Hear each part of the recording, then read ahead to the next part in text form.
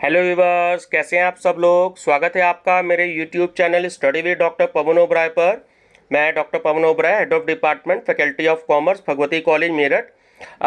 Viewers, आज इस video में मैं आपसे जो है डिस्कस कर रहा हूँ सीसीएस यूनिवर्सिटी मेरठ में जो इकोनॉमिक्स का पेपर है आपका सेकेंड, क्वांटिटेटिव मेथड्स।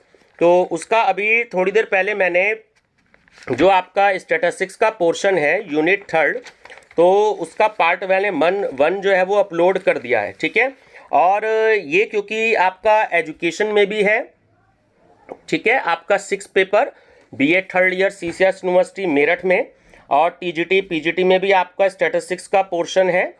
ठीक है, और आपका जो सोशियोलॉजी का पेपर है उसमें भी आपका जो है जो यूनिट फोर्थ है वो स्टैटिस्टिक्स के पोर्शन की है। ठीक है व्यूवर्स, तो एक क्वेश्चन जो है, मतलब एक वीडियो आपके एक तरीके से 3 तो सब्जेक्ट हो गए और एक आपका टीजीटी पीजीटी हो गया। उस पर्पज से मैंने चारों तरीके से अपलोड किया ताकि चारों स्टूडेंट्स जो हैं वो चारों तरीके के स्टूडेंट्स देख सकें। ठीक है व्यूवर्स, तो अब मैं जो है पार्ट सेकंड आपसे डिस्कस करूंगा। इससे पहले मैं बता दूं कि अगर आप मेरे चैनल पर नए हैं तो मेरा channel study with doctor Pawan Oberoi जरूर सब्सक्राइब कर लीजिएगा, लाइक और शेयर भी कर लीजिएगा, क्योंकि यहाँ पर आपको सीसीएस यूनिवर्सिटी मेरठ के प्रॉपर तरीके से प्रीवियस ईयर के क्वेश्चन पेपर हिंदी इंग्लिश दोनों मीडियम में, खासकर एमसीक्यूज और सारे कंपटीशन से रिलेटेड भी जो है आपको क्वेश्चंस मिलेंगे। कॉमर्स और इकोनॉमिक्स के तो बहुत सारे सब्जेक्ट्स हैं, 64,000 से ज़्यादा मैं अब तक एमसीक्यूज अपलोड कर चुका हूँ। ठीक है, तो आप जो है इसकी स्टडी जरूर करिएगा। चैनल जब आप सब्सक्राइब कर लें तो मेरी प्लेलिस्ट जरूर विजिट करिएगा, और अलग अलग सब्जेक्ट हैं तो आपको जो है बहुत ज़्यादा हेल्प मिलेगी। ठीक है, चैनल नेम मेरा है study with doctor Pawan Oberoi. ठीक है व्यूवर्स, चलिए डिस्कस करते हैं पार्ट 2। अखंडित चर है, चर होता है आपका वेरिएबल, तो वो होता है अंतराल में प्रकट हो। व्यक्तिगत श्रेणी है, जो इंडिविजुअल सीरीज होती है तो वो होती है समूह में प्रकट। वर्ग जो है हमारा 10 से 20, तो उसकी न्यूनतम सीमा क्या है, 10 है। वर्ग 10 से 19 और 20 से 29 में जो वर्गांतर है, जो क्लास इंटरवल है ना, तो वो होगा हमारा 9 का। ठीक है, इसमें 9 का डिफरेंस है। निम्न समंकों से प्रत्यक्ष रीति द्वारा, जो डायरेक्ट मेथड है, तो उसके द्वारा जो समांतर माध्य क्या होगा, अर्थमेटिक मीन क्या होगा। तो आपको क्या करना है कि इन सबको जोड़ लेना है, और ये टोटल आपके 10 आइटम है। ठीक है, तो फार्मूला लग जाएगा आपका कि mean equal to sigma x upon n। तो सबको आप टोटल कर देंगे, टोटल आ जाएगा 1630, 10 से डिवाइड कर देंगे तो आंसर आ जाएगा आपका 163 सेंटीमीटर।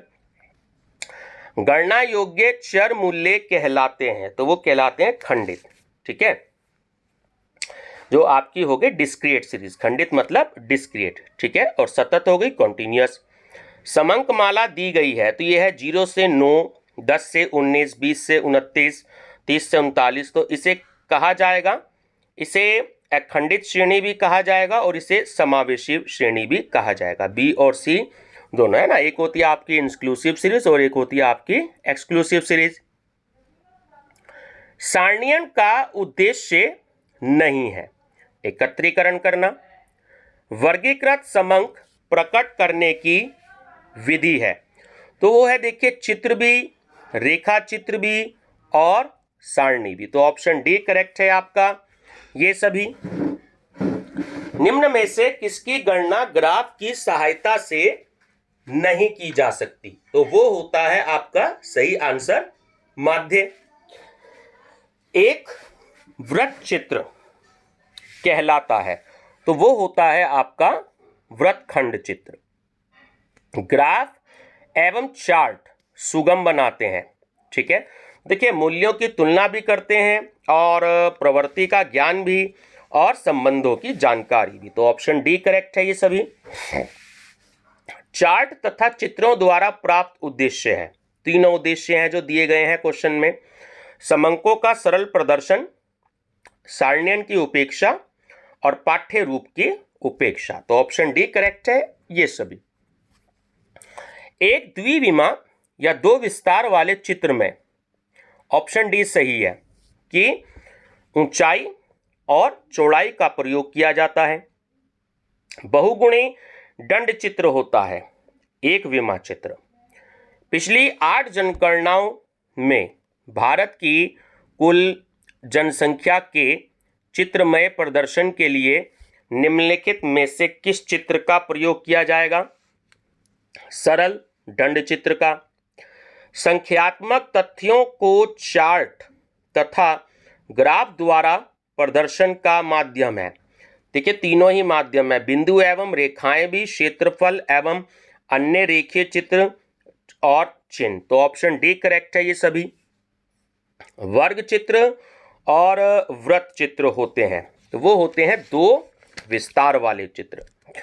निम्नलिखित में से कौन सा एक विमीय चित्र का उदाहरण नहीं है? वर्ग चित्र।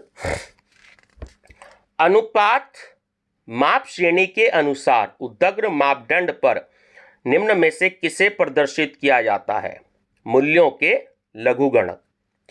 निम्न में से कौन सा नियम चित्रात्मक प्रदर्शन का सामान्य नियम नहीं है? अशुद्ध। यदि कुछ समंकों से हम एक वर्गांतर लेते हुए आवृत्ति बंटन की रचना करें, फ्रीक्वेंसी डिस्ट्रीब्यूशन, तो वर्गांतर की आवृत्ति बराबर होगी किसके? ऑप्शन बी की अवलोकित बिंदुओं की कुल संख्या। निम्नलिखित में से कौन सी रीति सांख्यिकीय रीति है? संकलन, प्रस्तुतिकरण और विश्लेषण, ये सभी हैं। विभाजन मूल्यों को रेखाचित्र पर ज्ञात किया जाता है। ओजाइव वक्र। यदि हम से कम और से अधिक आवृत्ति वक्रों के प्रतिच्छेद बिंदु से एक्स अक्ष पर एक लंब डालें तो हमें निम्न में से किसका मान प्राप्त होगा? माध्यिका का। वर्गीकृत श्रेणी के सारणी तथा ग्राफिक रूप का प्रदर्शन, ऑप्शन ए सही है कि सांख्यिकीय समंकों के विश्लेषण का प्रारंभिक चरण है। संचयी बारंबारता की आवश्यकता होती है, ठीक है, जो आप क्यूमुलेटिव फ्रीक्वेंसी बनाते हैं तो वो माध्यिका में होती है, ठीक है ना, मीडियन में। वे चित्र जिनमें लंबाई को महत्व दिया जाता है लेकिन मोटाई को नहीं, तो वह जाने जाते हैं एक विमीय चित्र। 20 और 30 आकार के दो समूहों के मध्य क्रमशः 100 तथा 70 है। दोनों समूहों का सामूहिक माध्य ज्ञात कीजिए, तो कंबाइंड मीन, ठीक है, तो वो होगा आपका 82। निम्न में से कौन सा आदर्श माध्य का अवगुण नहीं है? तो वो है ऑप्शन सी, माध्य न्यायदर्श में परिवर्तन का प्रभाव होना चाहिए। 169 अवलोकनों के प्रतिदर्श का विवरण 576 के बराबर है। अवलोकन मतलब ऑब्जर्वेशन इंग्लिश में। तो प्रतिदर्श का जो मानक विचलन, जो स्टैंडर्ड डिविएशन है, वो किसके बराबर होगा? तो वो 24 के बराबर होगा, है ना। 24 का जब आप स्क्वायर करेंगे तो वो 576 होता है। निम्न में से कौन सा विचलन एक मापक है? तो वो है अंतः चतुर्थक विस्तार। जब वक्र दाईं ओर झुकता है तो विषमता का मापन होगा धनात्मक, ठीक है। जब दाईं ओर झुकता है तो धनात्मक और बाईं ओर झुकता है तो ऋणात्मक। संचयी बारंबारता रेखा चित्र है तो वो है आवृत्ति वक्र। से कम तथा से अधिक संचयी आवृत्ति वक्र एक दूसरे को काटते हैं मध्यका पर। एक दंड चित्र में आधार रेखा होती है उधर।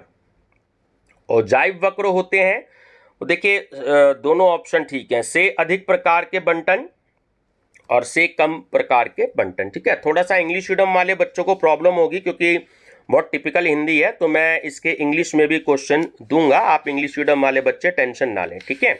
तो ऑप्शन सी करेक्ट है, ए और बी दोनों। निम्न में से किसके द्वारा सांख्यिकीय समंकों का प्रदर्शन किया जाता है? देखिए रेखीय चार्ट तालिकाएं और चित्रलेख, तीनों के द्वारा, है ना। तो ऑप्शन डी करेक्ट है ये सभी।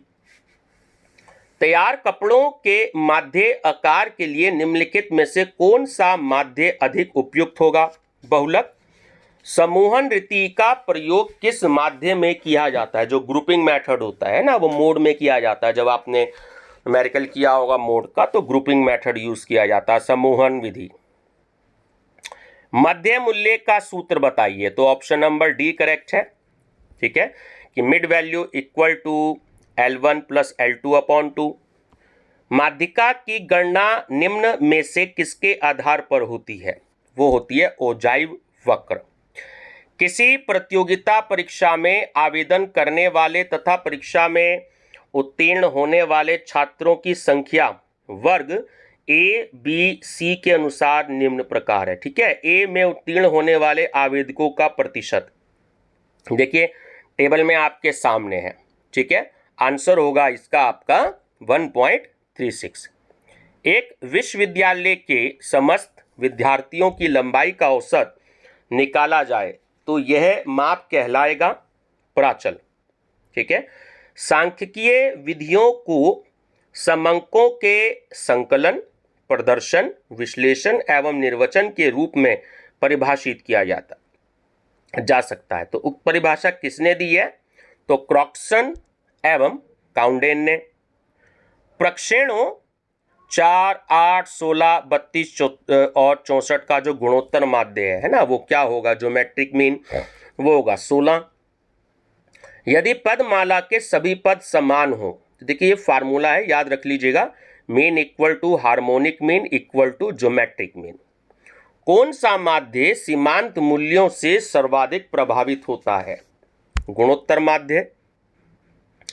प्रमाप विचलन केवल निम्न की सहायता से निकाला जा सकता है। देखिए इसमें जो है ना सिर्फ जो है मीन की जरूरत होती है, स्टैंडर्ड डिविएशन मीन की हेल्प से हम कैलकुलेट कर सकते हैं। तो माध्यिका यानी मीडियन, व्यूयष्टक, आपका मोड और चल माध्य, है ना। तो इनमें से कोई नहीं सही आंसर है। मध्यिका का मान है, तो ऑप्शन सी करेक्ट है, जो मध्य पद के मान के बराबर हो। यदि व्यूयष्टक या बहुलक का मान 25.5 तथा मध्यिका का मान 16.5 हो तो समांतर माध्य का मान कितना होगा? देखिए आप फार्मूला लगा देंगे तो आपका आंसर आ जाएगा 12, ठीक है। निम्नलिखित वितरण में व्यूयष्टक यानी मोड क्या होगा? देखिए 15 जो सबसे ज़्यादा वैल्यू है तो वो आपको ध्यान देना है, ठीक है। मोड आपका आंसर होगा इसमें 15, ठीक है। दो चरों के मध्य संबंध की एक चित्रमय प्रस्तुति है, वो होगा ऑप्शन सी, या तो एक ओजाइव या एक आवर्ती आयत चित्र। एक प्रतिदर्श में सबसे अधिक बारंबारता वाला अवलोकन होता है, बहुलक मोड, जिसमें सबसे अधिक ज़्यादा आती है, ठीक है। चलिए, व्यक्तिगत श्रेणी में माध्यिका ज्ञात करने के लिए सर्वप्रथम पदों को क्रम में रखा जाता है इंडिविजुअल सीरीज में, ठीक है। चलिए उसको हम इंक्रीजिंग ऑर्डर में भी रख सकते हैं और डिक्रीजिंग ऑर्डर में भी रख सकते हैं। तो ऑप्शन सी करेक्ट है कि उपयुक्त में से कोई भी। चतुर्थांश विचलन जो क्वार्टाइल डिविएशन है उसकी गणना करने का सूत्र है।